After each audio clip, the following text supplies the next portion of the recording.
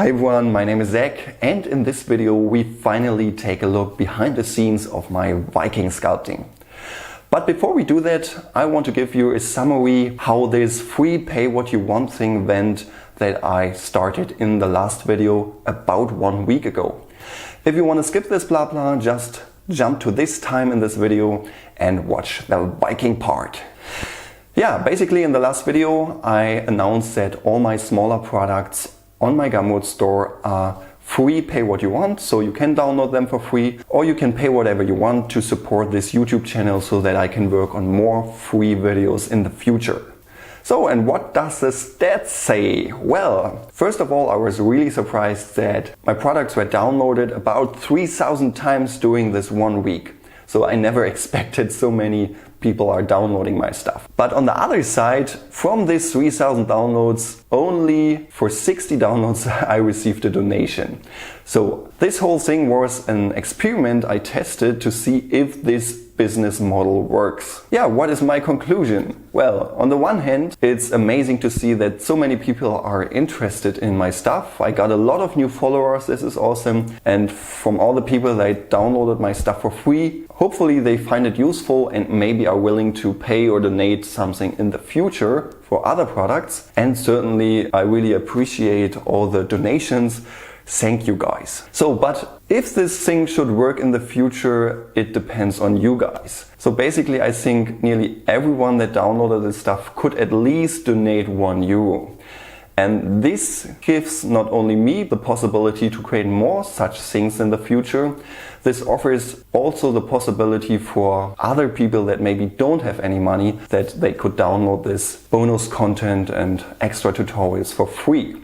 So if you have some money, maybe consider to donate in the future so that I could go on with this free pay what you want thing for smaller products. But if the donation rate keeps that low, then yeah, I have to change this model. I think what also could work is make these smaller products very cheap instead of free. So basically you decide, but yeah, I also will decide from product to product in the future and also will check the stats, how this goes in the future. And for this video here, I also got some bonus videos, and at least for this one, I will try this free pay what you want thing again. That means you can download this for free or pay whatever you want to support this YouTube channel. Included is the blend file of my Viking sculpting with all the procedural shaders you can use for your private and commercial projects. Then this video is included and the 4.5 hours long real-time sculpting video without commentary. And also the sculpting cheat sheet. Yeah, check out this product on Gumroad and consider to donate at least €1. That would make a huge difference. Thanks guys, and now let's go on with the real stuff. Yeah, my Viking sculpting was created for Sculpt January 2017. If you want to know more about this event, check out my website. The link is in the video description. This creation from start to finish took me about 7 hours and 30 minutes, and the pure sculpting part was 4 hours and 30 minutes. And in this video I will show you the commented time-lapse of the sculpting part, and I thought it would be pretty useless to show you the time-lapse of the shading and lighting part, so I completely removed this and replaced it with the analysis part. That means I will open up the blend file and show you the materials, how I set up the lighting and so on. So I guess the learning factor in this video will be much higher. And one other thing I want to mention, the original design of this character was not created by me, it was created by Johannes Helgesson, if I pronounce the name right. Definitely check out his ArtStation portfolio. He is an awesome illustrator and concept artist, and he created this awesome Einar concept art, which I used as foundation for my sculpting. So all credits to him for this awesome design. So, and without further blah blah, let's finally get started. Have fun. Okay, I start with a subdivided cube, enter sculpt mode and sculpt using dynamic topology. And out of this subdivided cube, I shape the main basic shapes. So with a snakehook brush, I pull out the neck and the nose and all that stuff.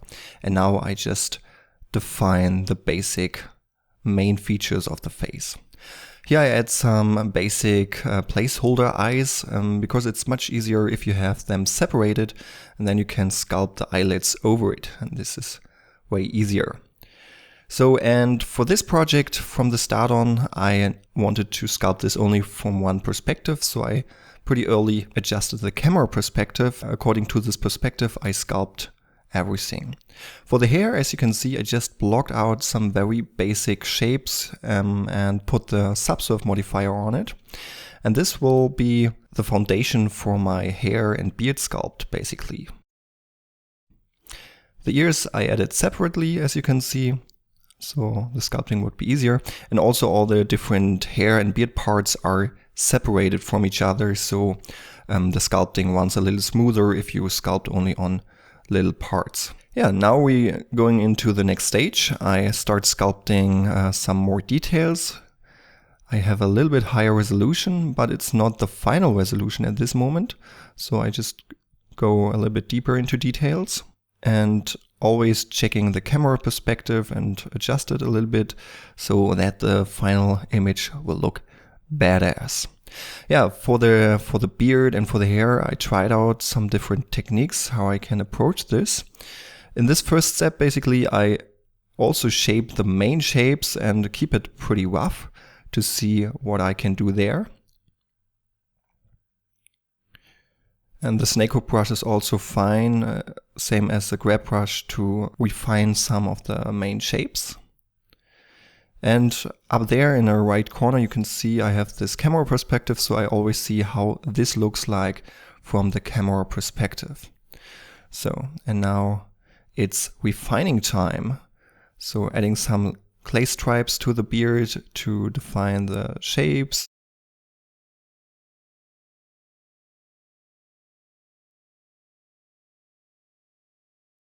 Also to the eyebrows. And I'm basically always using my standard brushes like the clay stripes brush, the snakehook brush, the crease brush, and yeah, sometimes a blob brush for making holes like in the ears. And yeah, here I add this fur thing on the back.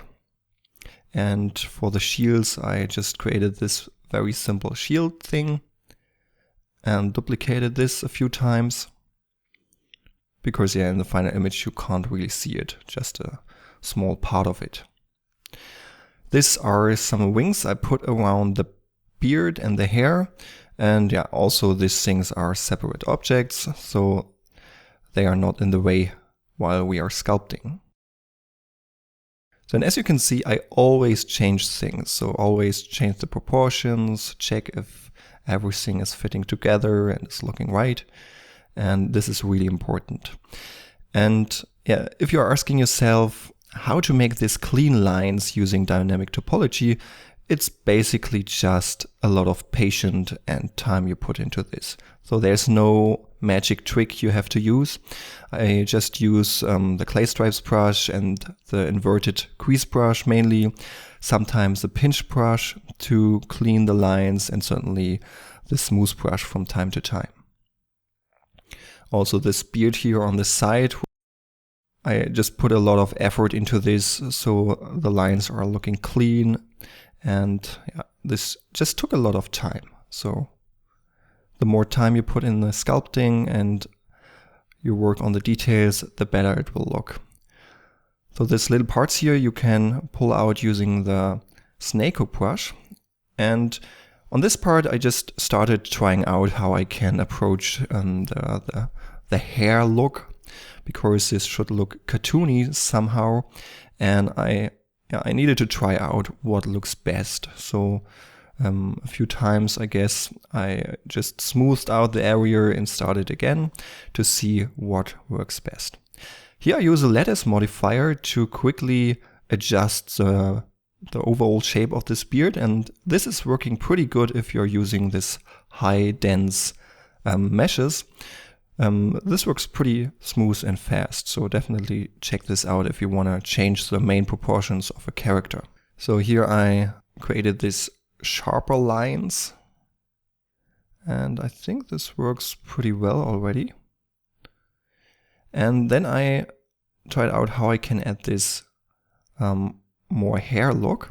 And as you can see, I simply use a very basic sculpt tour brush, inverted it, and use a very pointy curve.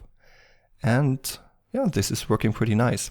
And also, if you draw these hairs, make some curves in the hairs, because then it looks much more dynamic. So don't use straight lines. And since we have separated all these objects here, it's much easier to draw these lines, because if you have a very high resolution mesh, it could be that you have some edges in your lines if you draw too fast.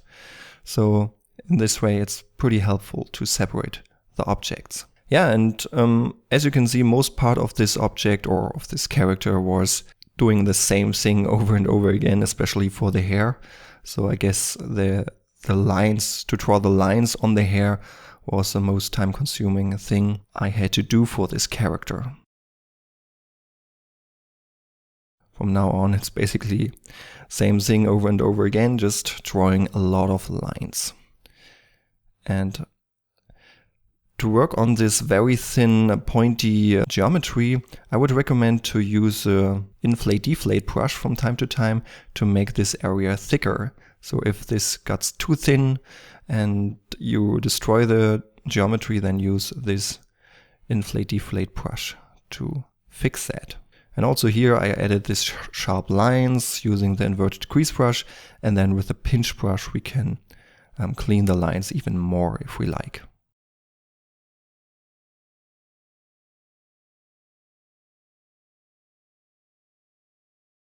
Now it's just fixing stuff, adding the hair here and there, but certainly I only add the hair and all the details to the areas we can see from the camera perspective, and most of the parts of this character I just mirror to the other side, like the beard under the nose or the eyebrows.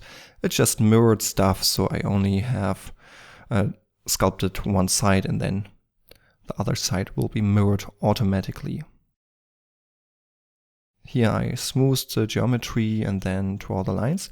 And there's another trick you can, using dynamic topology, you can flood fill the whole mesh. So the whole mesh has the same density of polygons. And then you can disable this dynamic topology sculpting and draw the lines. And this works much smoother in most cases. So if you don't have dynamic topology enabled, sometimes you can work better in sculpt mode. So just check it out.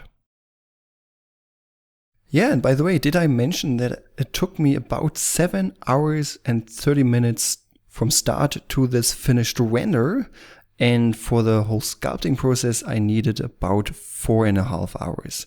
So all in one row, basically.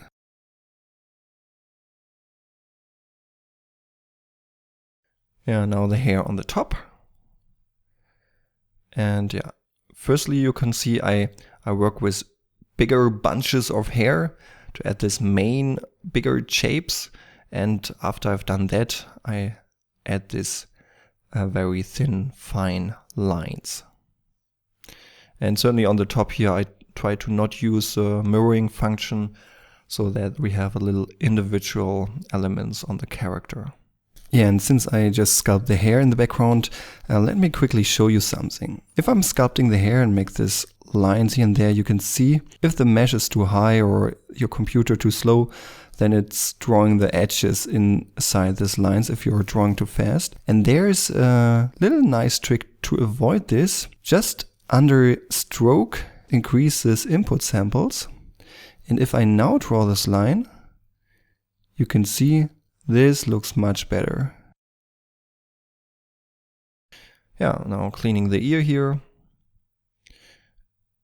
And since I have this reference image, certainly I don't edit more details than I needed, especially for the ear. It's pretty simple, basically, as you can see. And now I add this scars. And especially the eyes are important for a character. It's basically the first thing you look at when you're watching an image with a character on it. So the eyes should be especially nice for this character. Yeah, here I sculpt the fur, also just in the places you can see from the camera perspective. So nothing fancy here.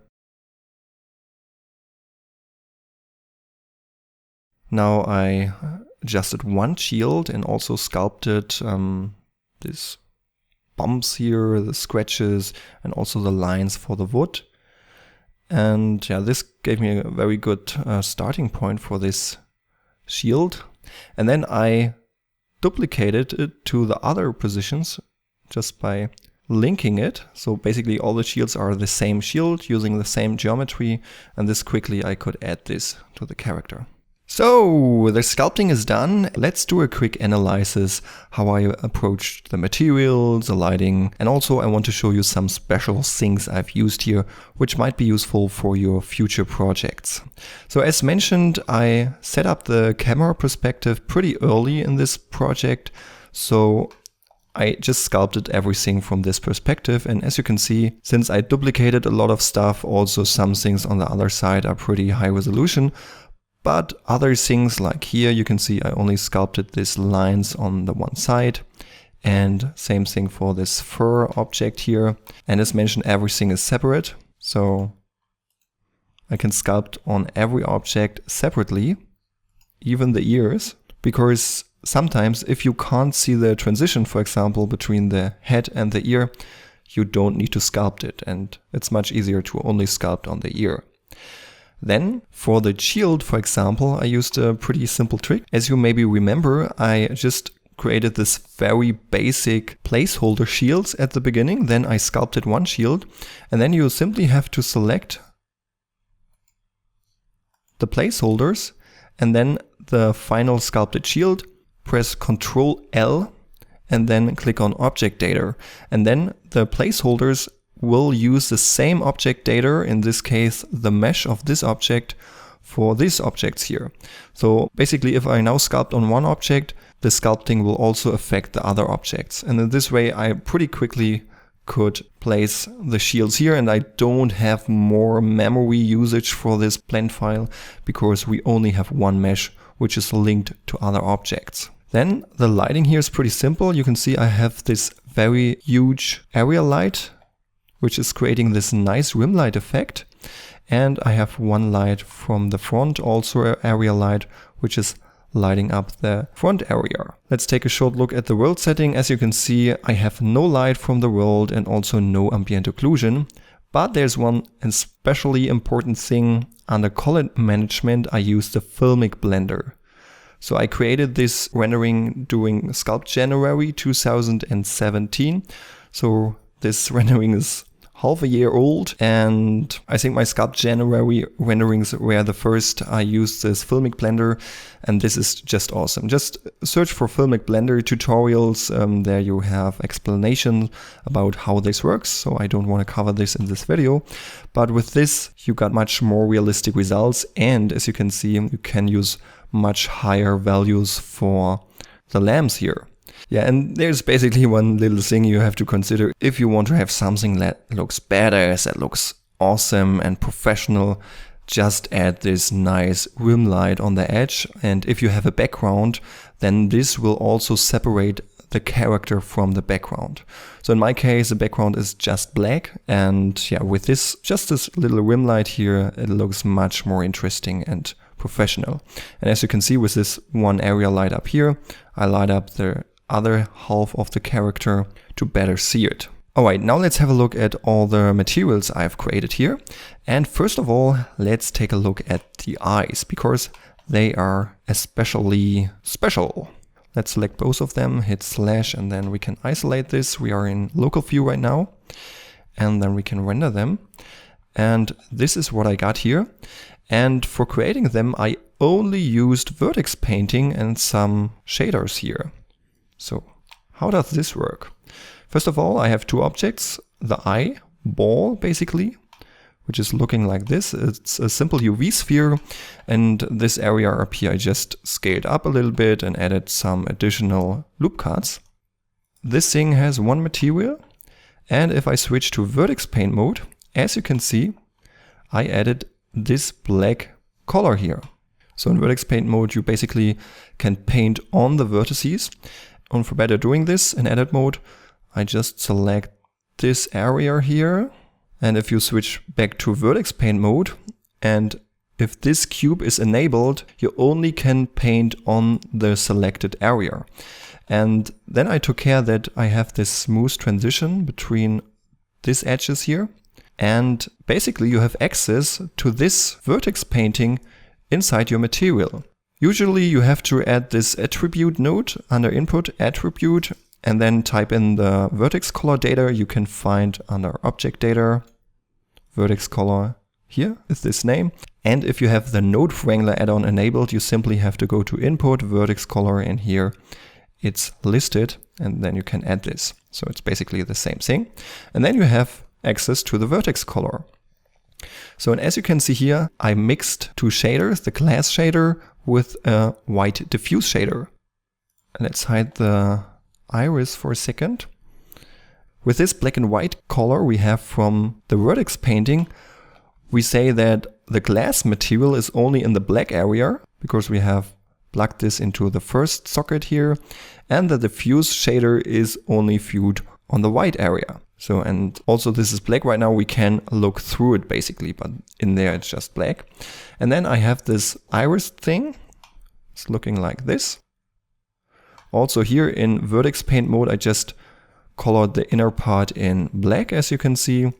And here I used a very simple setup. So let's see what this does. I have a mix shader, mix glossy with diffuse. And here I just colored the black area. I used this vertex color again as mix factor with the blue color. So basically I can control the color of the eyes with this. And here I mixed the diffuse with the glossy shader so that basically this part is glossy and this part not. So, and if you combine both, you have this very nice looking eye. And with this simple color here, you control the eye color. And yeah, I don't have a iris texture on it because you can't really see it. But yeah, it works pretty nice if you just want to quickly create an eye. All right, let's check the other materials. For example, the hair. Basically, this is just white. And I like to approach a more artistic way to create materials. So I don't use super accurate PBR shaders. So also it could be that a lot of these nodes are useless because while creating, I just wanted to create this as fast as possible and just throw together my node setups here. So let's just quickly have a look on what we have here. So basically we have this mix shader mixing a glossy shader with a diffuse and a subsurface scattering shader. With this subsurface scattering shader, we have this nice effect that the light is shining a bit through the surface. Then I created the color and the bump map using a procedural noise texture. And here I used the pointiness feature, which is pretty useful if you have this high dense sculpting meshes, because with this and a color ramp, you can colorize the edges and so on. So if I put this together, you can see how this is changing. And this, with a mix node, I have colored in this green brownish tone, then mixing both together. Then I have this texture here, and this I use for the diffuse. And also I use this inside a bump node to get this bump effect. And this I plug in all the shaders here, like the diffuse, the subsurface scattering shader, and also the glossy shader. And yeah, basically if I put all these things together, I have this nice hair look. So if you want to know a little bit more about this shader, just check out the blend file. So I use this hair shader everywhere because it's procedural. I just can drag and drop it on all the hair and it just looks perfect. Then we have the wing material. As you can see, this is super simple. It's basically a glossy shader with a noise texture as a bump map. And also another noise texture and a color ramp is controlling the roughness on the surface. And since we have a black background, we have this nice black reflections. And in this way, this looks really interesting. Then we have this skin shader. This is the only shader I used a texture. So let's render this. So I used this texture here. It's basically seamless skin texture I generated using the tool Pixplant and one image from 3D.sk, just a close-up picture of a skin. I made seamless using Pixplant, and then I just put it on this character using the object mapping and the box mapping here so we can blend the seams. This is also nice. And with the curves, I have adjusted the color a little bit. So then up here, I had the pointiness feature again to define the scars and the other lines in the face. And I use the same texture here, just colored this a little bit in red. And then I mixed both together using a mix node, and then I have this thing here. Again, this I used for the bumps and also as color for the subsurface scattering node. And basically then I add some glossiness and so on. Also for the roughness I used this texture. And then I had this very simple skin shader. Here you can see the whole thing again, if you want to know what I put in here. So, and the last important thing is the shield. This has two materials. One is the metal material, which you can see here. It's pretty complex, but basically all this stuff here just adds a little details to the surface. As you can see, I just mixed wave, noise textures and the Musgrave texture together, colorized this a little bit, and the same thing up here. And let's check out how this looks like. And with all these textures, I just created these little details you can see here, which I basically used for the bump map and the roughness map here. And then I mixed this diffuse and glossy shader together. And then I had this nice metal look. And then we have the wood material. And this only works that good because we have the high resolution geometry here. Because again, I used, for example, this pointiness feature and a lot of noise textures, which I have mixed together, and all this mixed stuff builds the diffuse color and the glossy roughness map and the bump map, certainly. Here, for example, for the wood textures, I used a noise texture, and with the mapping node, I scaled this in one direction. Then I had another texture, scaled this in the other direction. And then if I mix both, I have this effect. And this looks really like wood if you use this as bump map, for example. Yeah, and this is basically how I created these shaders. These things here should be a little bit like a PBR effect with the Fresnel node and so on. It's not really accurate or anything, so it was just quickly put together. But yeah, for my purpose, it just works fine. Yeah, and all this stuff together is this character. And as you can see, these are basically just procedural textures, procedural shaders I can put on any of these high resolution mesh. And then this just works fine. So I didn't have to create a retopology mesh. I didn't have to create any UV maps and so on. So this also works for other objects, or if I want to use these shaders for other characters I sculpted, this totally works. And also during Sculpt January, I just created some of the shaders. I just duplicated and adjusted for other characters and sculptings. So this just works pretty well. So, and then there's one last thing I want to show you, because to make the hair a little bit more high resolution, I add this hair strands, as you can see. And for this, I used a special add-on. This is called Bevel Curve Tools. And with this, you can quickly create a curve which is beveled this way. So I show you this, how this works. I just click on New Beveled Curve. Then I have this thing here.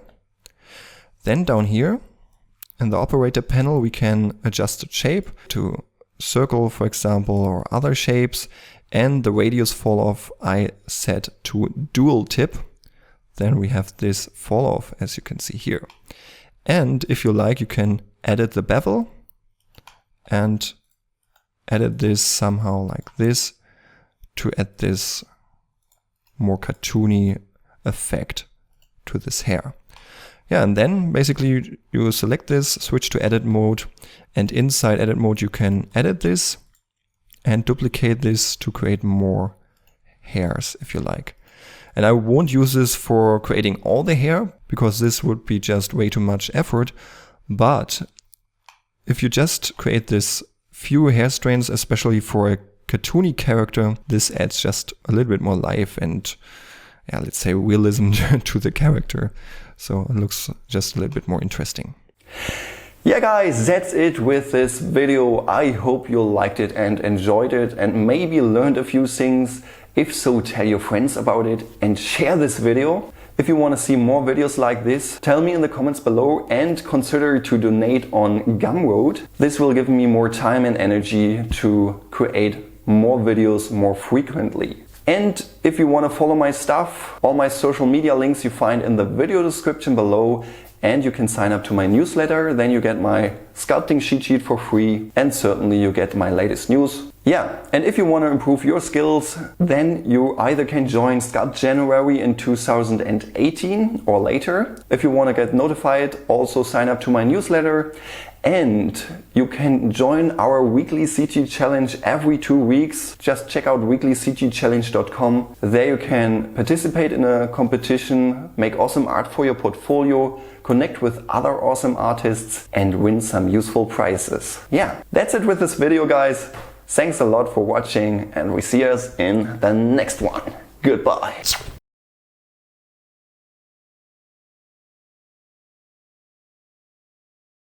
So, as always, you're still here, yes? Alright. Did you subscribe to the 3D Artist magazine? This one here? And in the last one you can see there was a Blender special, and also this one stupid guy, nobody knows, was answering a question there. What are some free add-ons for faster modeling workflow? Yeah, and if you want to know what I wrote there, just buy this issue. And no, they don't pay me for making advertisement, but it's a really cool magazine. Yeah. Also, I'm working on other cool stuff, but I can't tell you what it is.